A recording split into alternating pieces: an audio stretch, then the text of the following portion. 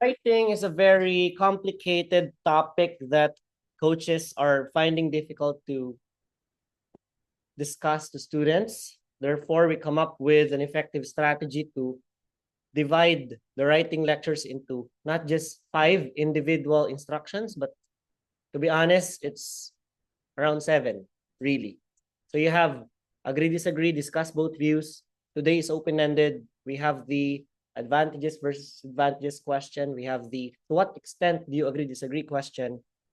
We also have content and we also have skills enhancement. So basically, if you are able to attend all those 7 lectures, not just attending in person or attending via Zoom, perhaps if you can watch the replay. If you still work during Saturdays, you have your family to tend to, so you can only have a couple of hours in a day. So this is actually going to help you out in this scenario. So a replay video is going to be available after it is post-processed on my YouTube channel. So that's basically it. You have to learn those 7 lectures. And for today, I will be focusing mostly on one, and that is open-ended. You will not be hearing me talk about how to deal with discuss both views because we were already through with that topic last week. You will not hear me talking about agree, disagree because we were able to finish that 3 weeks ago. So you will be asking a question, sir, what about me? I just came here. I just started my review. How can I catch up with those lessons I missed? So you don't have to go over, again, I repeat, you don't have to go over the lessons that are already finished. All you need to do is to wait for those lectures to be included once again to the roster of our topics since they will be recycled. We will also be going over them in 2 months' time. So practically, if you're thinking how long should I stay here in the review center for me to be able to attend all the major lectures in writing, then you're probably thinking around 2 to 3 months. You are correct. You have to stay here. You have to allot at least 2 months for you to be able to attend all the major lectures in writing and allot at least another month, like 2 to 3 weeks, just for your coaching sessions in writing so that you will be able to practice what you have learned because there's no better way to improve your writing skills or speaking skills in this regard rather than attending coaching sessions. So let's begin. Our objective includes being familiar with the details of the IELTS writing task 2 type / subtest. So your open-ended writing is otherwise known as type /. But some lecturers would refer to this as open-ended. If you're going to watch some live videos of our CEO, Sir Irvin, I suggest that you follow him on his Facebook account, Irvin Nil Temporal. You can also check out our Niner official page, the one that has hundreds of thousands of followers. So they constantly give free lessons when it comes to writing. They actually got 8.5 and 9 in writing. So there's no better people to listen to when it comes to writing improvement than them. So they give this for free. So if you're going to hear them say type /, this is basically the same. There's no difference. Open-ended is the AKA of your type /. So we just made the open-ended question recently up so that more people can understand what open-ended is. It's basically an open-ended question which you have to respond and explain. So the primary goal of your open-ended topic is for you to be able to expound on topics, not just on a surface level, but on a critical level. So you have to explain, you have to discuss, you have to make sure that your writing is as discursive as it should be. So basically, that's what your open-ended is. That's what your type / is. So lectures like this can help you out. Sir Irvin constantly does his live. Sir Philip Edward Aitona, Sir Brian Martin Shawson also does his live when it comes to writing. So I suggest that you follow them. So we have our official Facebook page, 9.09er English. If you haven't subscribed to our official YouTube channel as well, we also have that. So we have a lot of media channels which can help you out reach the information to you. So if you don't want to get all those complicated stuff, then everything that they discuss, everything that are discussed in the past lessons, even major lessons from the symposiums, we attended online, even abroad, are all here. So all you need to do is sit back and relax and understand everything that is about to happen. So that is one of our goals, to be familiar with writing task 2. What is writing task 2 in general? If you are a newbie here, then you will get a clear understanding of the task at hand. How can you prepare? How are you going to use your effort and time to somehow improve with the little time remaining? No? Another objective is definitely to understand the instruction, because the reason why us coaches divide the instructions, we allot 2 to 3 hours of our discussions. For example, agree, disagree lasted for more than 3 hours. Discuss both views lasted a bit shorter, about 2 hours, 45 minutes, because in reality, I consider both open-ended and discuss both views are easier types of instructions versus the agree, disagree. To what extent, and do you think the advantage outweigh the disadvantages? So basically, one of the reasons why we divide those instructions accordingly is because they require specific skills. The approach for an open-ended is way different from the approach you need for the discuss both views. So basically, if you learned how to deal with agree, disagree last week, and you learned how to deal with discuss both views last week, and now comes the open-ended, perhaps the skills you were able to acquire those times are not going to fit in the description of your type slash, or otherwise known as your open-ended. So basically, you need to learn again, how is the open-ended instruction approached properly? How can I deal with it better? How can I improve? So that is one of our goals, the second goal in our objective list. Now, to know how to approach each part of the essay, so just a spoiler, your writing task 2 is going to be essay writing. So if you haven't had any experience, if you have not done any writing at all for the past few years, then you're in for a bad trip. It's going to be a bad experience for you, because writing is not everyone's cup of tea.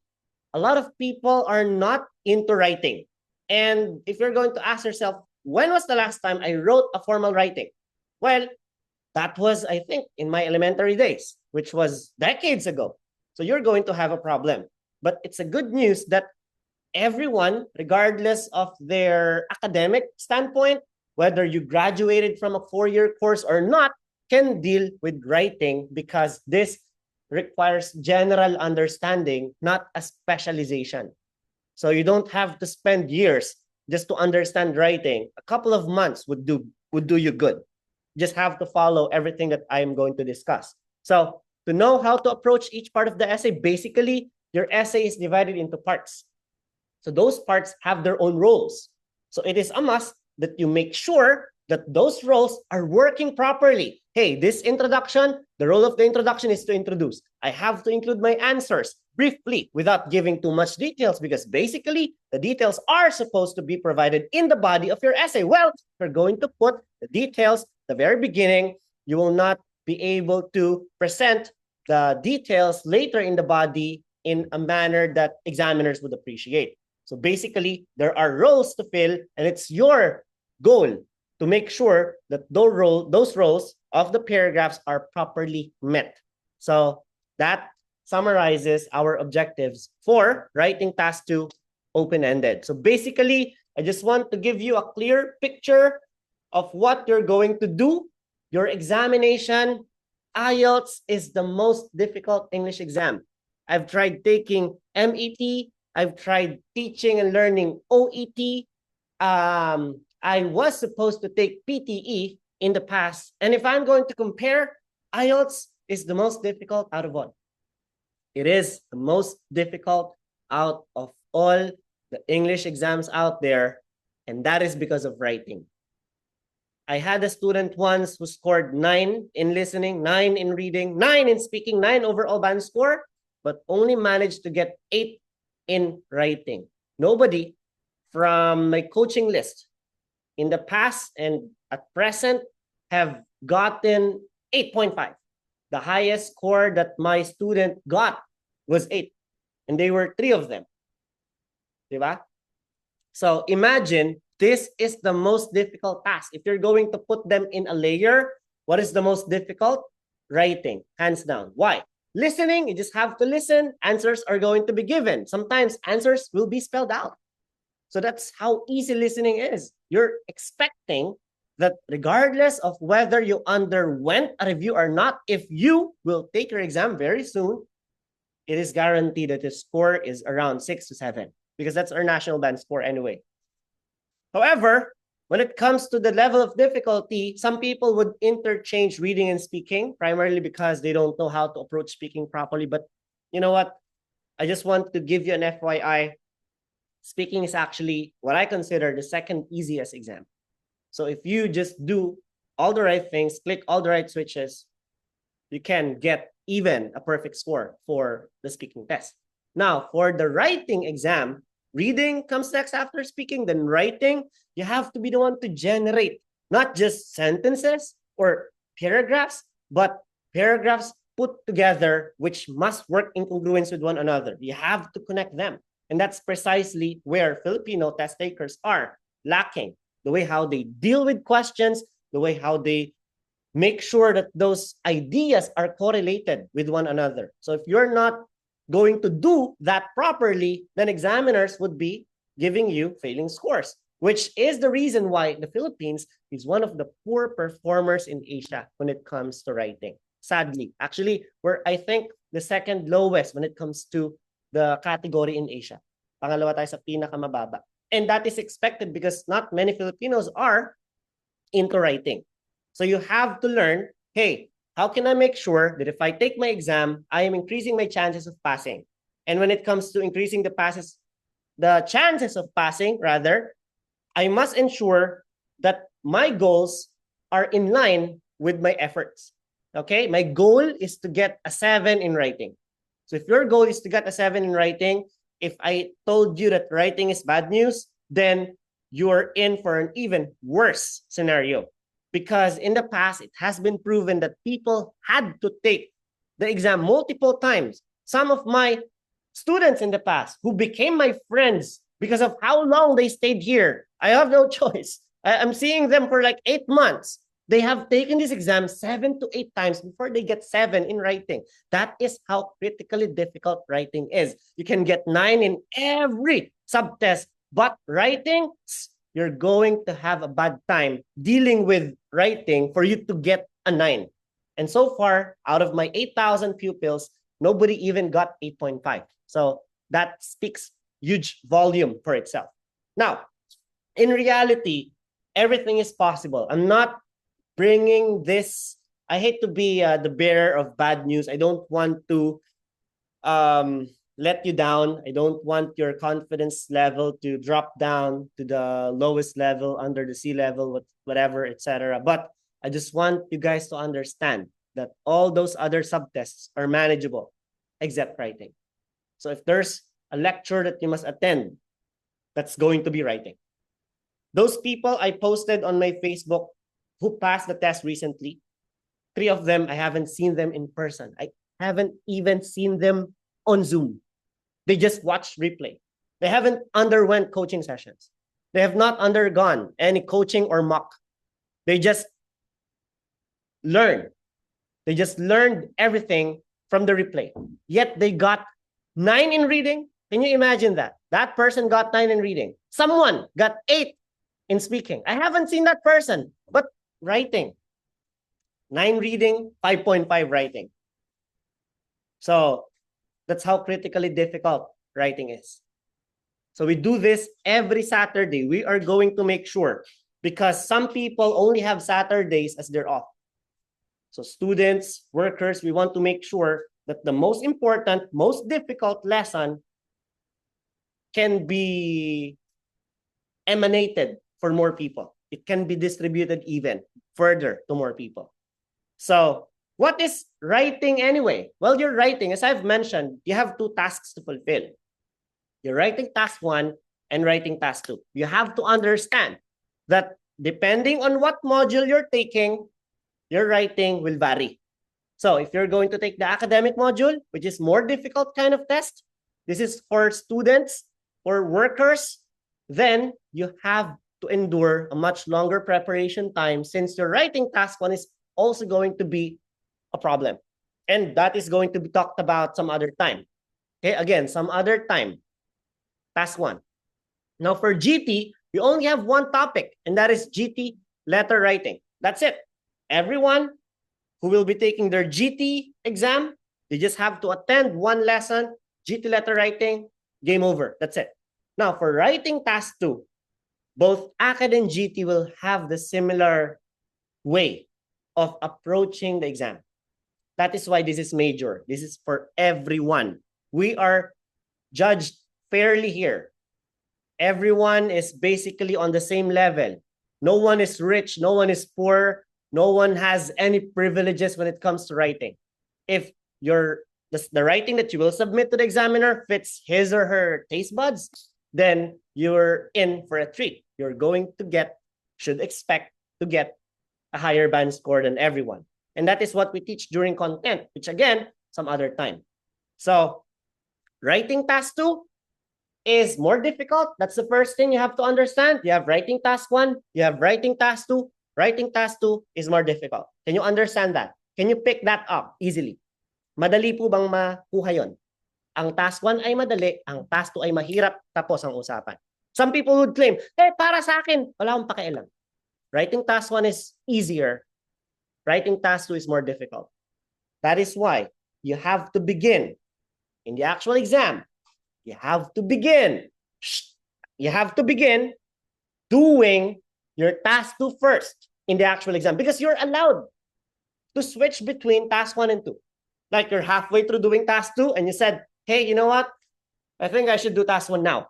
Well, if you do that, you're going to have a bad time because the way how you categorize your application for your writing framework is going to vary. It can cloud your decision-making process, which is required for writing task 2. This is very critical, abstract in nature. You have to correlate ideas together, and then you're shifting from one task to the next. So you have to finish one task entirely before you proceed to another, although that is allowed. So you do task 2 first, you finish task 2 first. There's a countdown timer literally shown in front of your screen.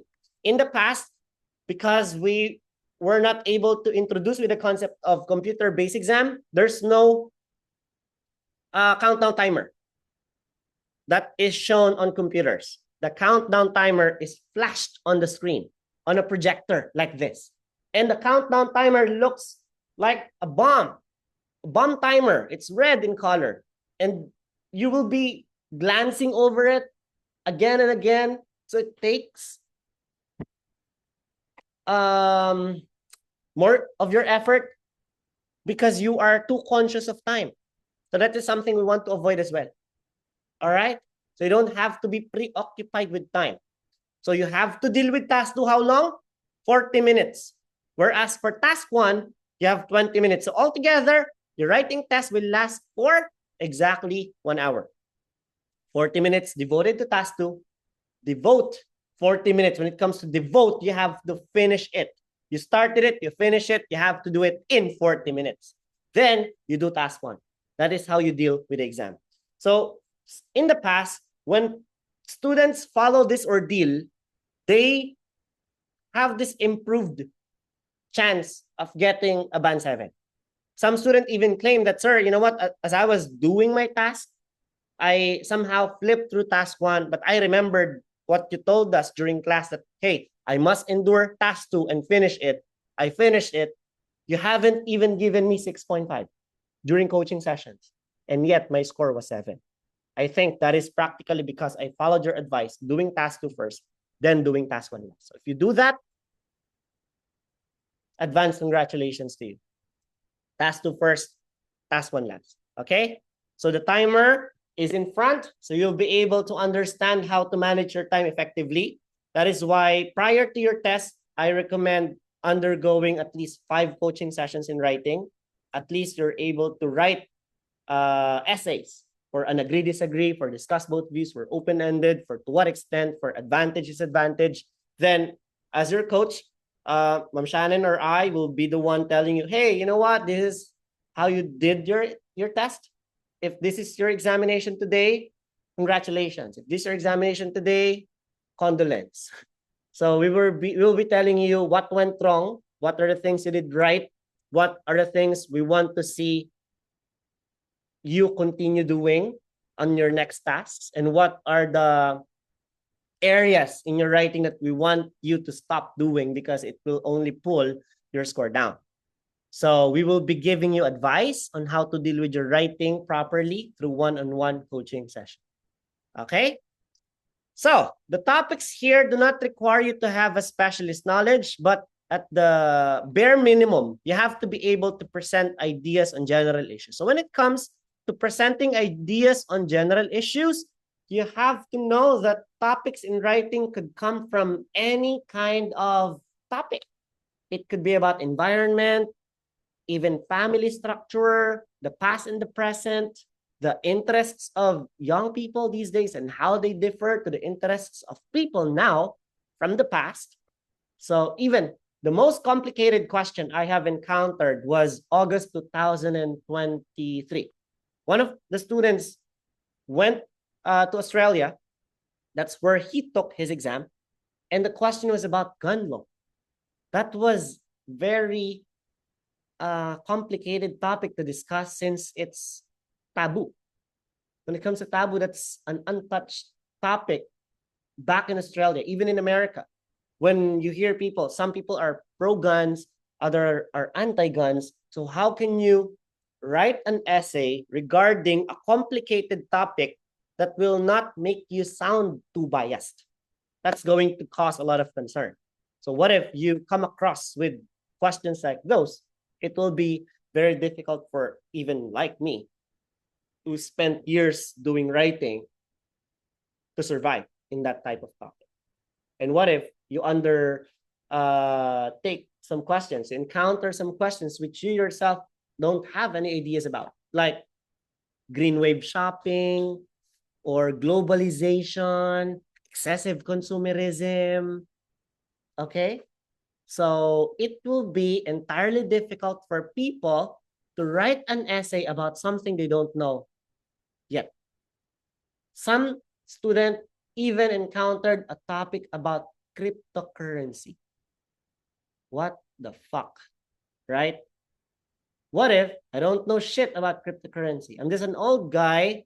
I'm 56 years old. I'm tending my farm. I want to go to Canada. And my topic is fucking cryptocurrency. Can you imagine that?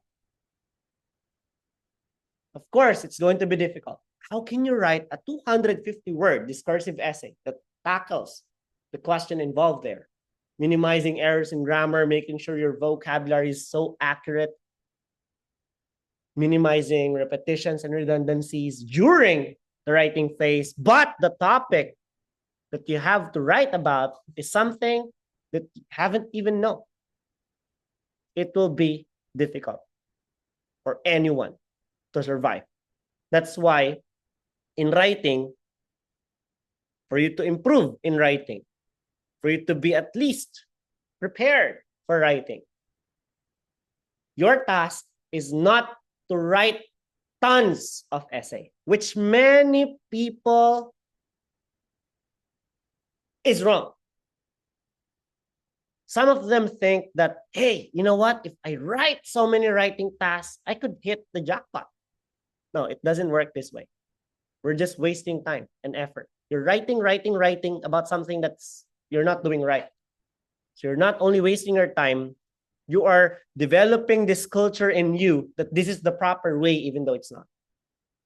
So what I recommend that you guys do, instead of writing, to be better in writing, is to read. Again, for you to be good, at least in writing, you don't have to write tons of essay. You have to read to be good in writing. So some people cannot grasp the importance of reading. So is there specific parts that I should read? What reading materials do I recommend that you should read? Actually, I have. I recommend 3 things.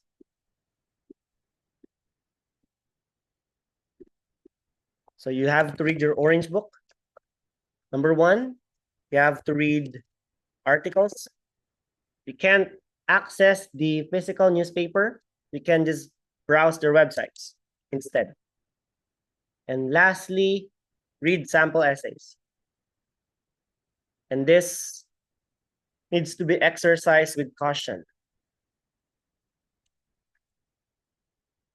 So Orange Book contains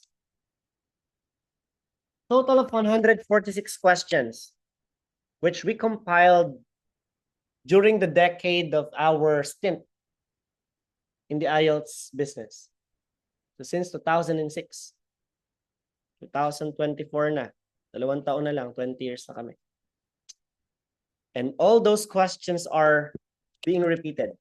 Why? As I've mentioned, the main component of how they generate question is general public interest, issues concerning the general public. Basically, problems. We have traffic problems, it could be a question. We have problems about environment, it will be a question. We have problems dealing with the internet being used as a tool, or rather being used as a tool for deception rather than doing good for people. So that is going to be a question. So whatever problem, whatever topic that is very hot issue could be a question. And we have compiled them in this 146 list, which I'm going to include with the link later. As I post this replay, I will include the replay link on my YouTube channel. I will include the Orange Book, which contains the questions. Don't worry, we also have samples in the Orange Book. That's why on the third reading material you should read is reading sample essays. We have tons. And then we also have some questions posted on our Facebook group. We also have questions posted on our Facebook group, which are more recent. Basically, out of the 146 questions in the Orange Book, examiners don't want to get caught na they just recycle questions every year. So what they will do is they will try and change some words in the previous question, like some people find it difficult to help solve the world's environmental problem. Therefore, they consider this as an international concern more than an individual responsibility. So they will just change words like some people, many individuals, environment, ecology instead of environment. Basically, the concept is still the same, because problems 20 years ago, problems 50 years ago are still the same problems we deal with today. It's just that it evolved into a much better, bigger, badder, more evil, more sinister kind of problem. That's why they add some concepts, but the topic still remains the same. It's still the same issue we have to deal with 20, 30, 40, 50 years ago. It's still the same. That's why read questions and reading articles. What's going to be our main advantage if we are a student who reads articles constantly? Well, number one, if you read articles constantly, you will not only be introduced with the concept of what are the hot issues. As I've mentioned, hot topics are the ones being picked to be questions in the exam. We also can improve our vocabulary and grammar, since those articles are written in English. That is why if you're going to choose which article to read, of course, you have to pick an article that is written in English.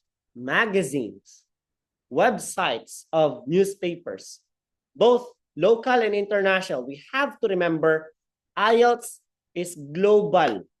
You have to ensure that when you include topics, discussions, when you include examples, they are going to affect a more massive scale.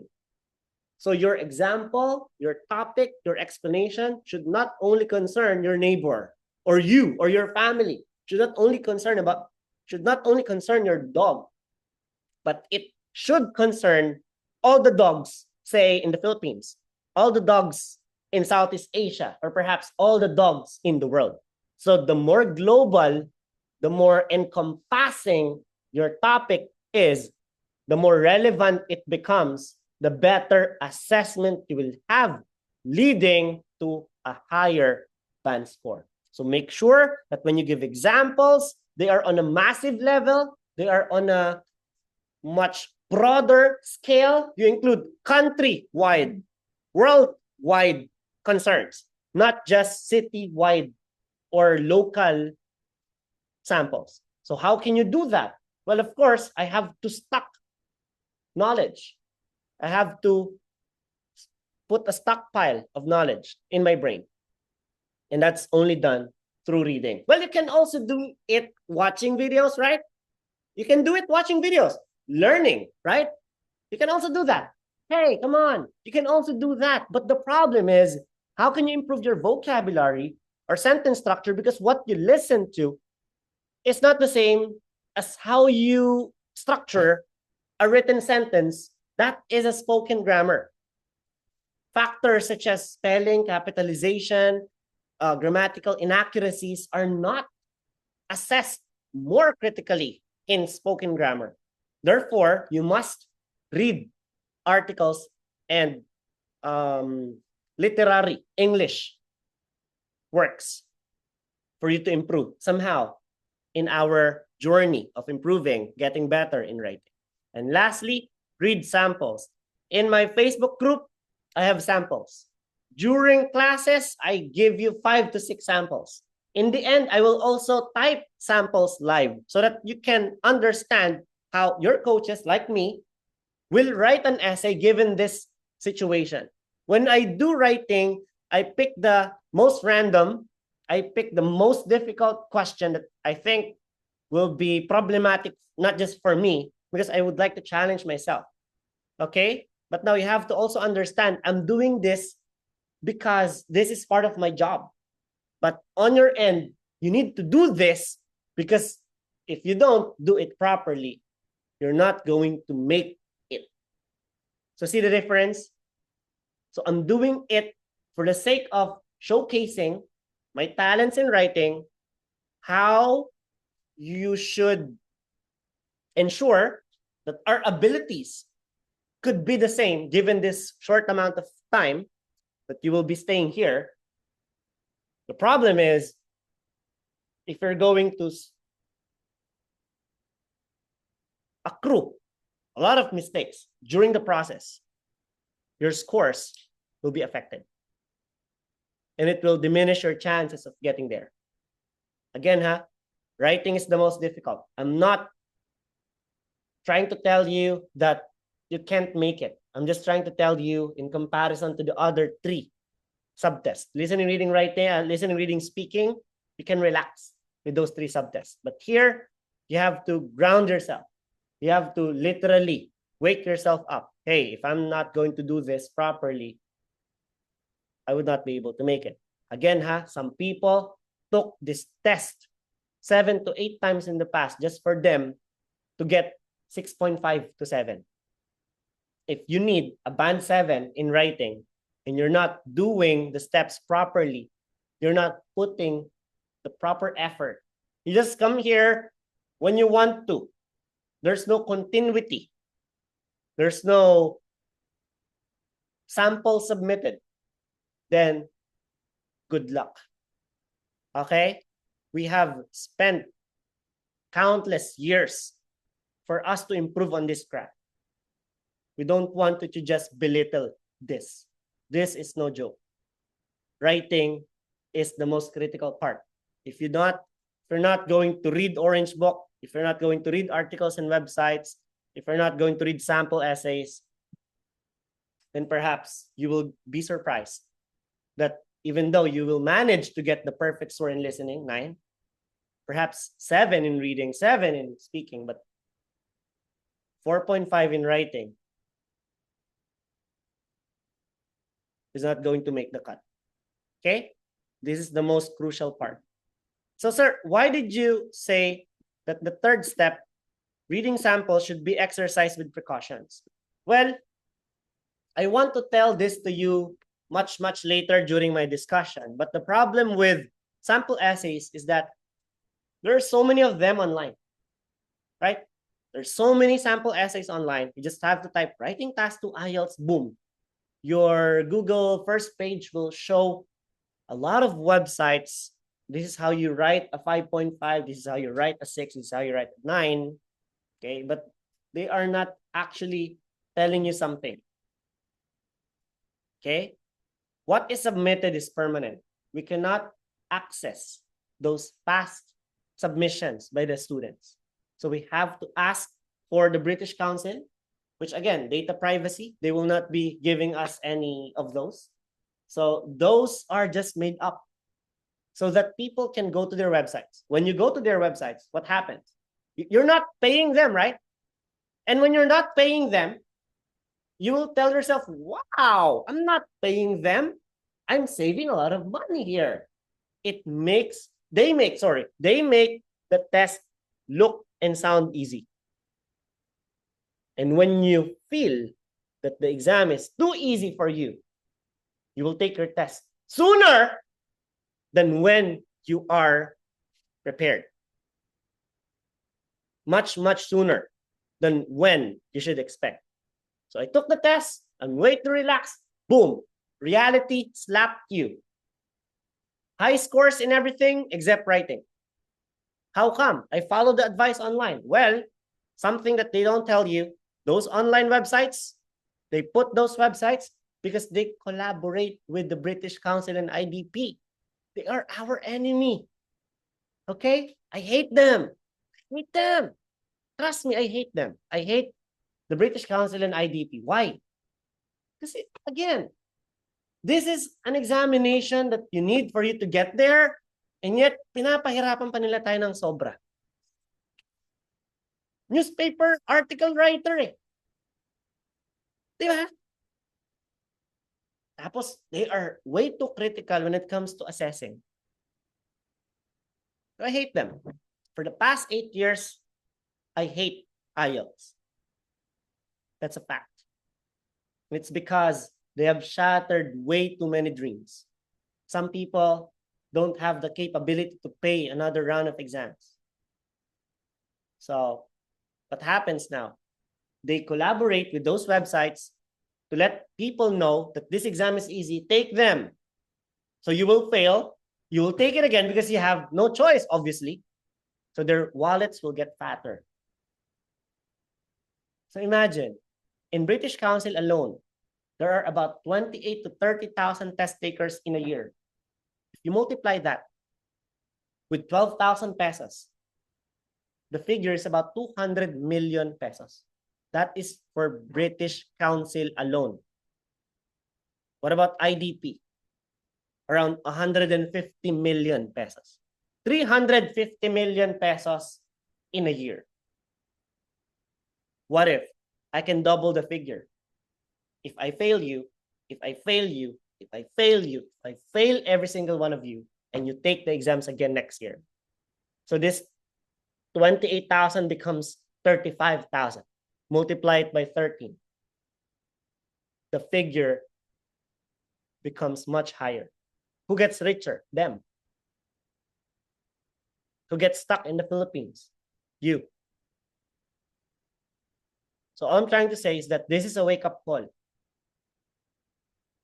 You do not want to read samples online. Sir Irvin got 8.5. Sir Philip got 9. I got an 8 in writing. Who would you believe? Who would you trust? You paid us money. Thank you. You paid for our service.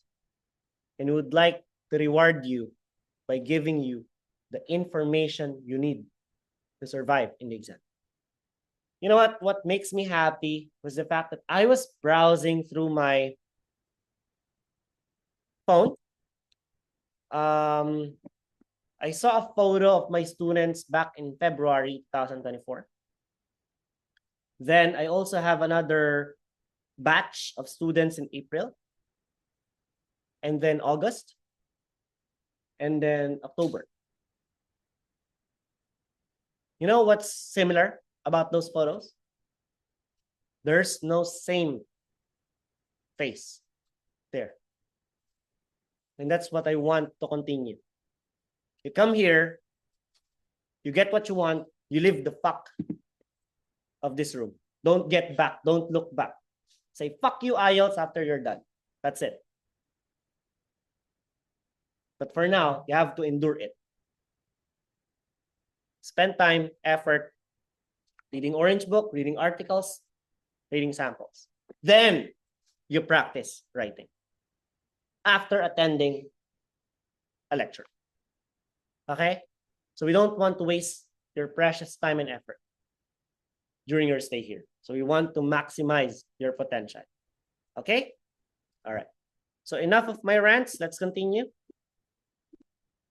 So you will be assessed according to the 4 areas of language. So we have the task accomplishment, grammar and accuracy, cohesion, coherence, content, vocab and lexical resource.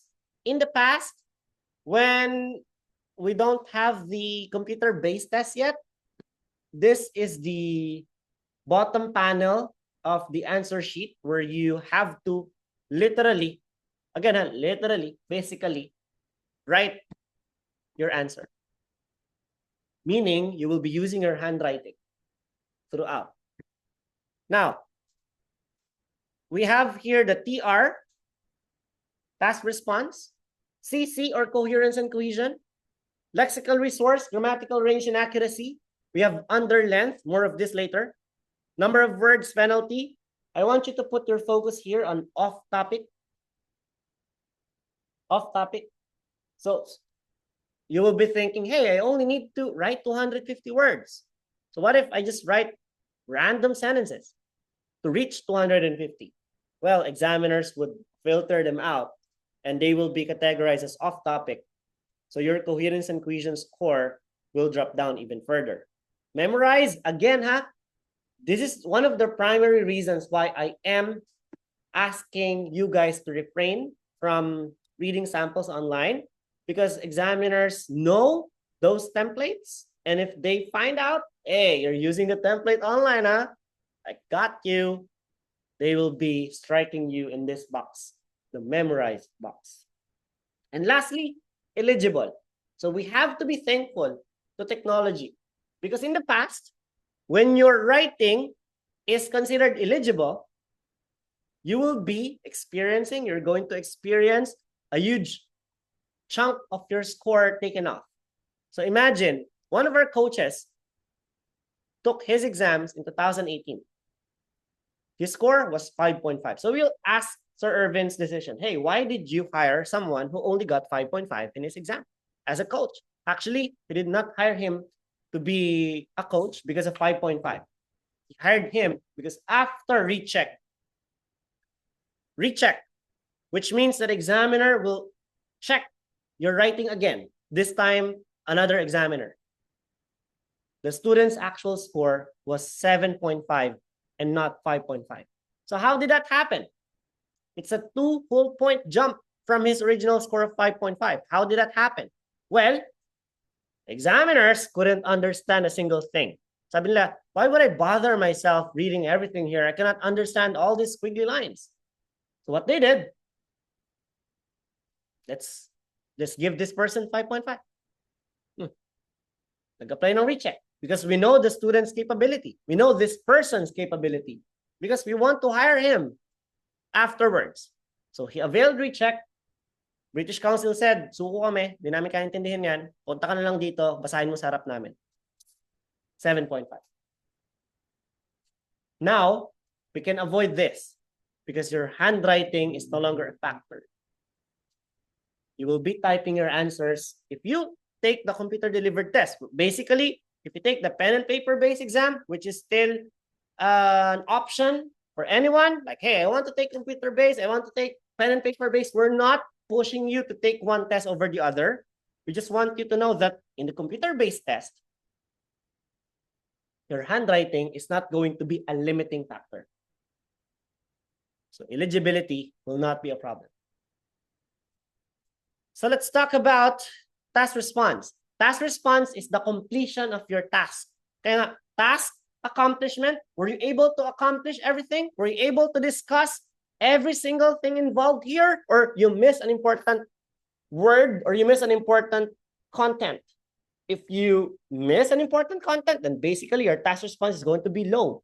But the main problem of task response is in the number of words. That's why we have an underlength box here. So let me show you something. If you are going to write about we're going to write about number of words 249. Oh my God. This is just one word short. 249. This is one word short. Nakakakita lang ata yung nasa ano. Ito na nga lang ako magsulat. 249. This is just one word short of 250, right? Okay, this is just one word short. So they will consider this underlength. They will be giving an automatic score of 5 in task response. That is bad news. Why? Because even if you maximize getting an 8 in everything, which as I've mentioned, the highest score in this branch, 8. What if you are as good as those 3 out of 7,000 pupils? So 8 plus 8, 16 plus 8, 24 plus 5, 29 divided by 4, you still get 7. Congratulations. But there's a penalty of 1. After everything is added together and the average is acquired, your maximum possible score is 6, provided that you are as good as those 3 legendary students who managed to score 8 out of the 7,000 pupils I handled. Only 3 of them managed to get an 8. Actually, the minimum requirement for you to be a coach at Niner is to get a 7 in writing. So that's our standard, 7.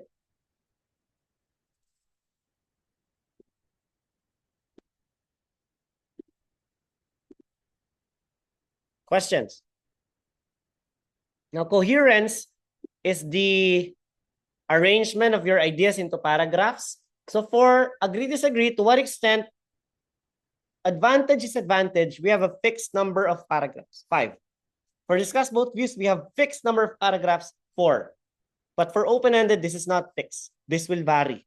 It can either be 4 or 5. It depends. So if you're going to ask me for the open-ended category, how many paragraphs must there be? Well, my answer is going to be it depends. So if the task description shows you this, and after a while, you will be making this calculated judgment based on what you read and understood. Oh, in this situation, the best way to deal with this is 4-paragraph essay. Oh, in this type of situation, a 5-paragraph essay is going to be the key for a better coherence and cohesion. So it depends upon what question is given to you. And I'm going to explain when will you decide to write a 4-paragraph essay or 5-paragraph essay. So for the other types of questions, it's fixed. But for open-ended, it depends. Lexical resource, the words. No repetitions, no redundancies, no contractions, no Filipino words, no non-English terms like res ipsa liquitur, raison d'etre. You don't have to write Spanish terms, etc., etc. That's a Latin phrase, so you also have to avoid them. Okay? Grammar, unlike in speaking, where Ma'am Shannon or even I, we're very lenient, we're very generous when it comes to your grammatical inaccuracies. We just let them go because that's how examiners deal with speaking. If you commit an error here or there, well, I just leave it be. What's more important for me in speaking is content. If I'm the examiner, okay? And this is the examiner's standpoint.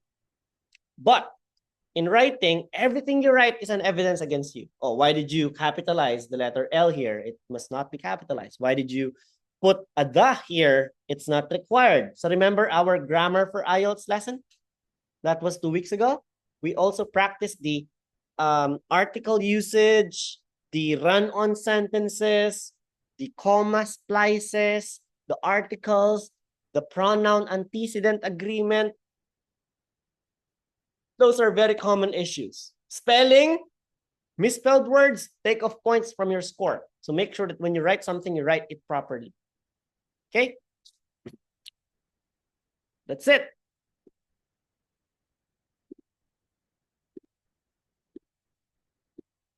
So we have 3 basic parts: introduction, body, and conclusion. Again, the number of paragraphs in the body will vary depending on the question. It could be 2 paragraphs, it could be 3 paragraphs, bringing the total of either 4 to 5.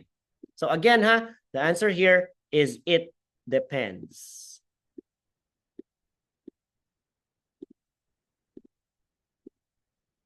So type slash, what you need to do here is to analyze problems and suggest solutions. Answering direct questions on an issue is also going to be critical. You need to discuss the topic thoroughly. Okay? This task does not need much of opinion. So out of the 5 instructions we have on our list, we have the to what extent, agree, disagree, advantage versus the disadvantage. They require opinions. They are opinion-based, but this is not. See the difference? So your opinion, even though you provide it, will not matter a lot. It's not going to be the deciding factor. So what you need to do here is to be thorough on your discussion. When you say thorough, this means that you are presenting your ideas in a very discursive manner. You will not leave any stone unturned. You will be discussing everything inside out. Hey, this is how this happens. As a result, this is the problem. In this kind of situation, this is what happens. And that's why it's bad for the people. That's it. You explain a significance of a particular topic. Okay? So you need to provide substantive evidence in your answer. People, we don't want to write made-up stories here. 1 out of 10 people are considered hungry all over the world. Where did you get that? We don't have such evidence. So you are making things up. We have to remember examiners are lawyers. They are literature majors. They literally use reading as their bread and butter. So if you're not going to provide evidence which are substantive, which are relevant, which is essential for your discussion, examiners will find that out. Okay? So how to write an essay? We analyze the statement in question. From here, we will brainstorm, and then we will be thinking, what is the proper format? Should I write a 4-paragraph essay here, or should I write 5? Again, it will depend on the type of question given to you.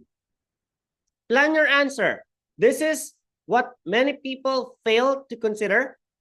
How am I going to write my answer properly? Actually, planning here is really easy because in computer-based, you can visually see what is transpiring all across the board. And proofreading is even better because unlike in writing, where some people literally have to erase huge chunks of their paragraphs, some people even erase huge paragraphs, you can do erasures simply by clicking backspace on your computer. So your eligibility is minimized. Because when you erase, there are some dirt from your pencil markings left. And if you write letter L, and then may konting smudge to, nagmukha na siyang T. Examiners are very hardcore. Even though this is a silly mistake, I consider this as a misspelling. So in your pen and paper-based test, this is much more critical. In a computer-based, it's much easier to handle. proofreading, and planning. Okay, the problem is drafting your essay. Sometimes people get mentally blocked, like, I don't know what to write about this.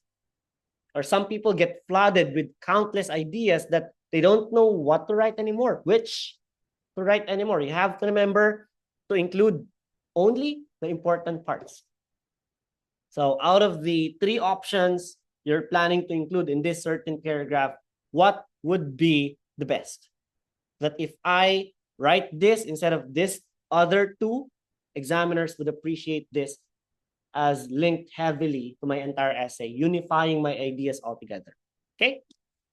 Step 1, question analysis. People today move to new cities or new countries more than ever before. What challenges did they experience? What strategies are there to meet these challenges? So number 1 thing you have to know is that what are the parts of your question? We call it, actually, we refer to it as task description. Task description begins with the reminder of how much time you're supposed to finish your essay.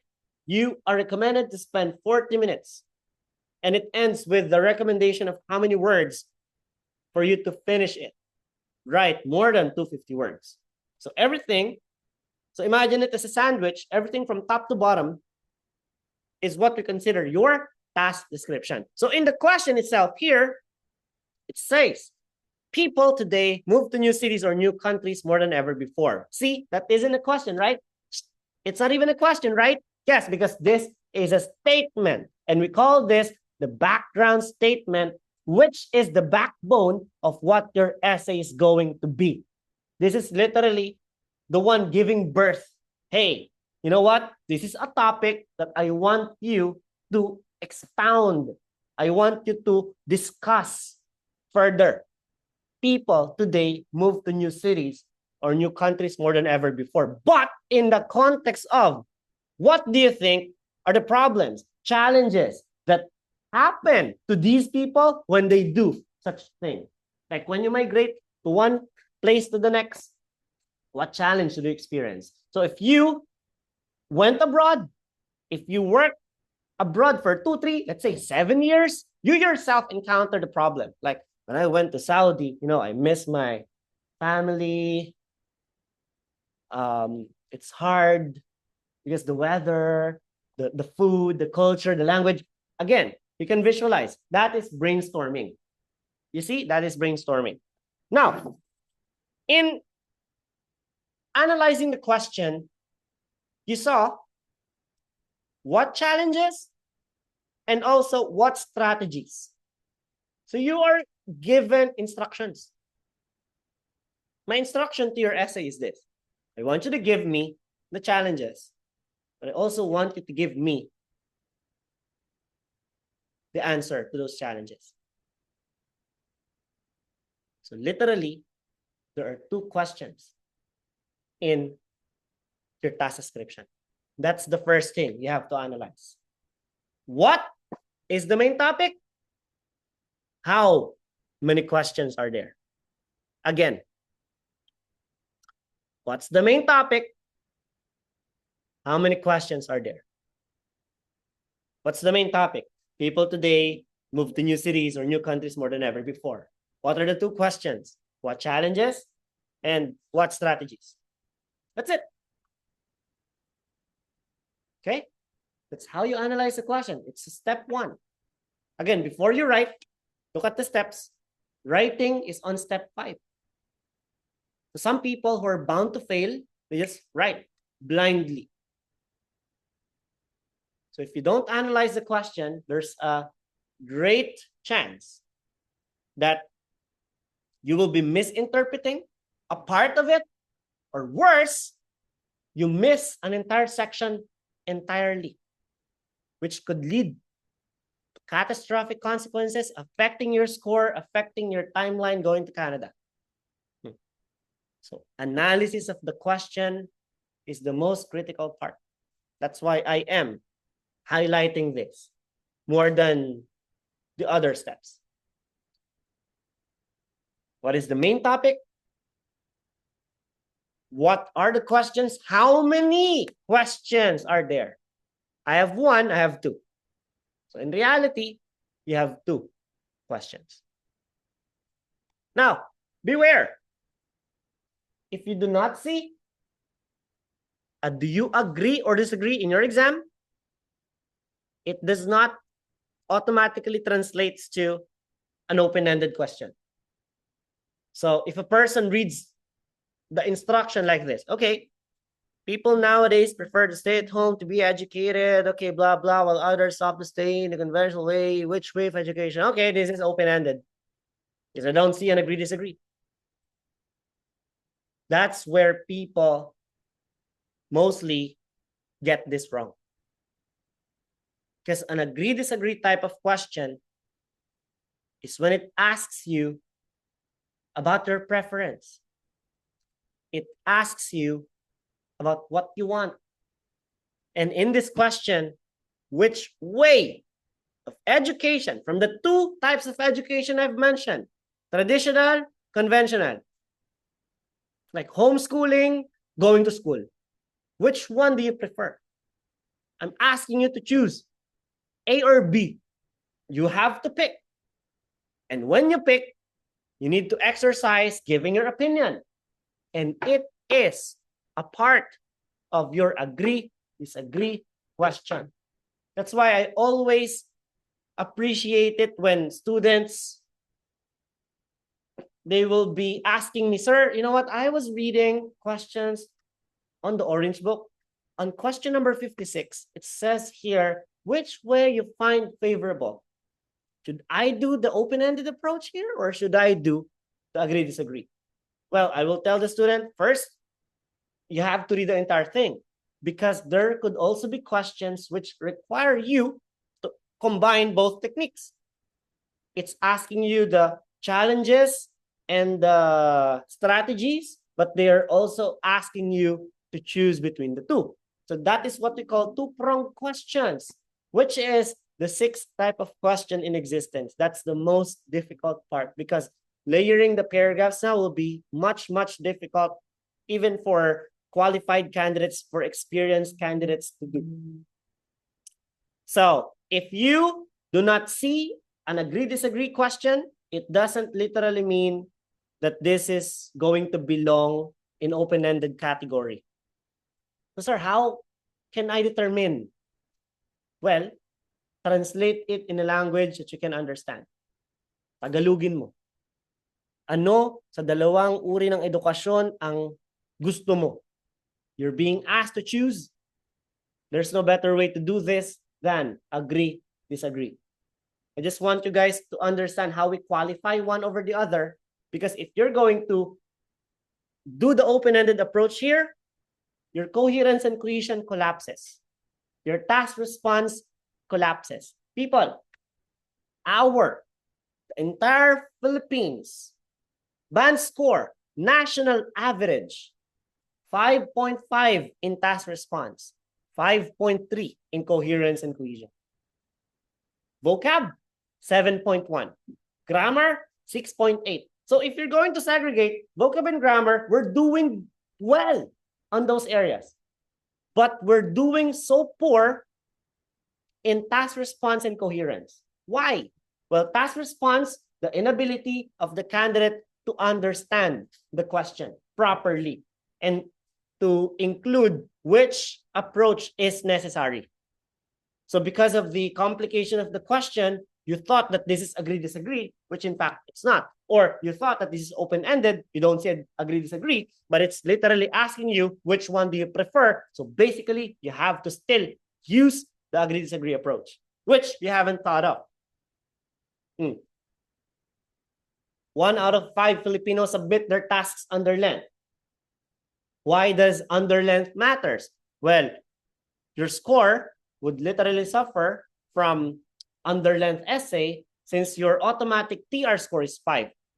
So 20% of the test-taking population is bound to fail just because of an under length essay? Correct. So how can you deal with that? Undergo the 3 steps.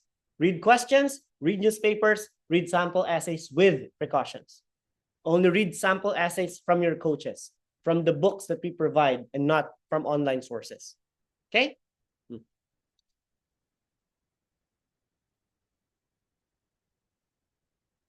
So, to tell you frankly, in the open-ended, there are only three types. We have the one question type, we have the two question type, and we have the three question type.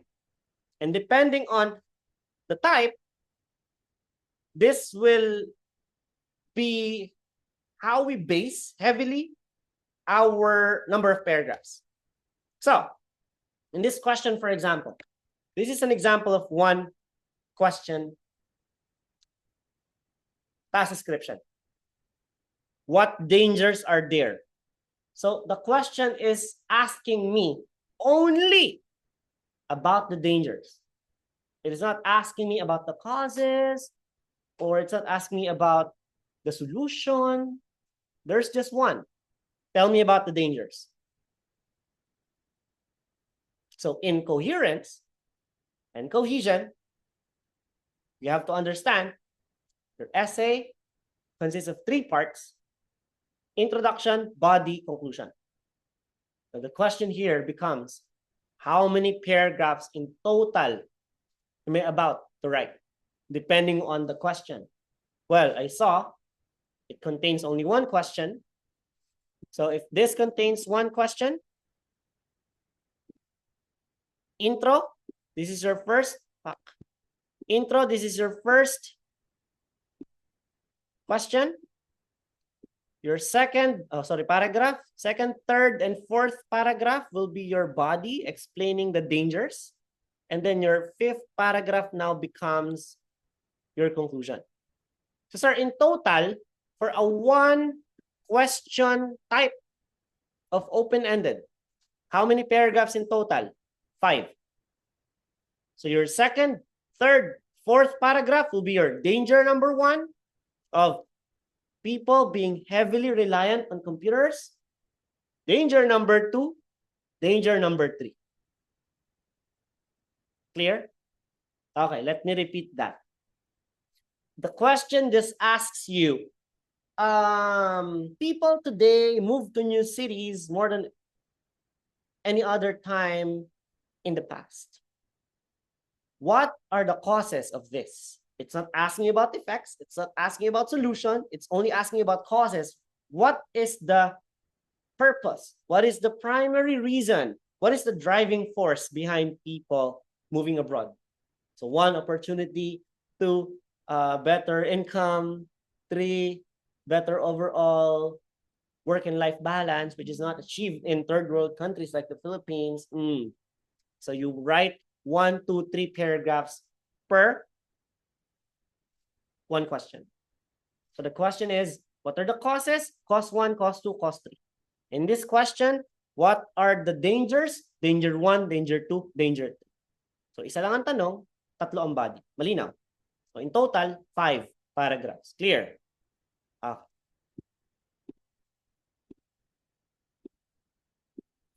Next, for 2 questions, you guessed it right. Okay? You guessed it right. So we have introduction, paragraph 2, which is your question 1, paragraph 3, which is your question 2, and then your concluding paragraph. See? Easy. Yes, that is correct. Question 1 is your, paragraph 1 is your intro. Wala kasi kung hindi nyo kasi makikita eh. 1, intro.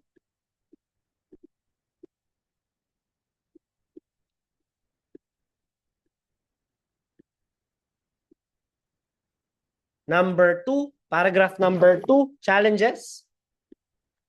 So meaning, only the challenges must be seen in paragraph 2. No strategies. Because strategies will be on the 3rd paragraph. And then the closure, your conclusion, is your 4th paragraph. So it's very easy to understand. A 1 question type, a 3 question type, they are odd numbers. 1 and 3, odd numbers. Easy to remember, right? So you literally have to write odd numbered paragraph, which is 5. For 1 question type, For 3-question type, 5 paragraphs. In 2 questions, what challenges? What strategies? Hey, there are only 2 questions. Introduction, second paragraph, challenges. This is where I heavily explain what challenges do people experience, climate, culture, love and belongingness, homesickness, and then strategies based on the challenges I have mentioned previously, so that there is a relationship, there's a correlation between them, there's a link between them, and then conclusion gives the closure. So this is what's happening, and this is what people need to do to overcome challenges for a better future. We're done. 4 paragraphs for 2 types of questions. And lastly, na-spoil ko na, for 3-question type, so we have causes,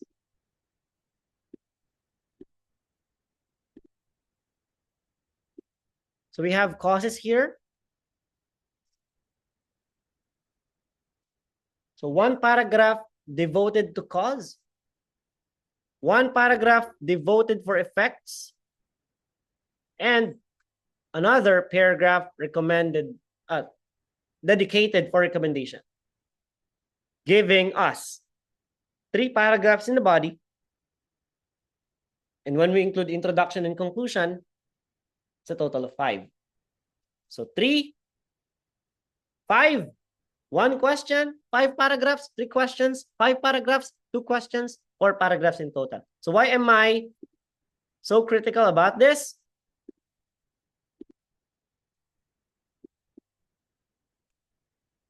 Sorry, why am I critical about this?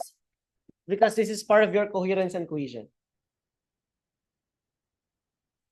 Causes, effects, recommendations.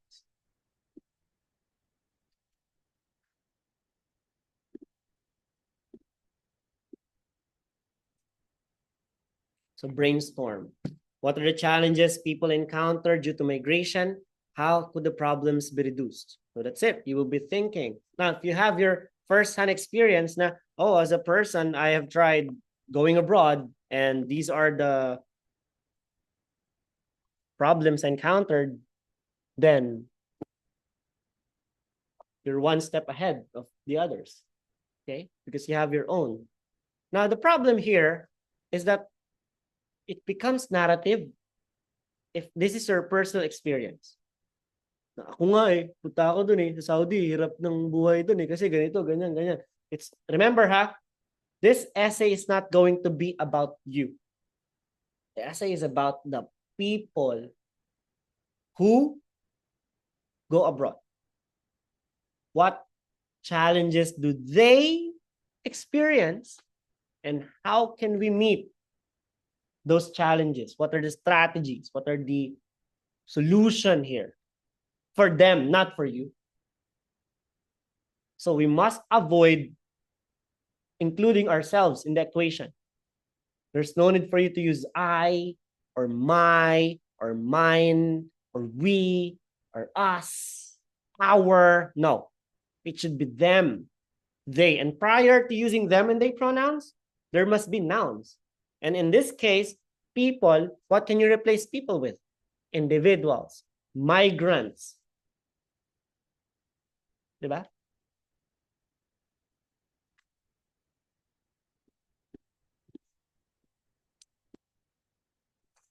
Okay. So, let's skip this part. Okay. Madali na lang to. Ayan.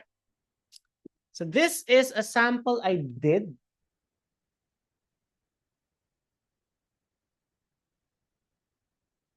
Introduction. So, how are we going to do the introduction properly? With me.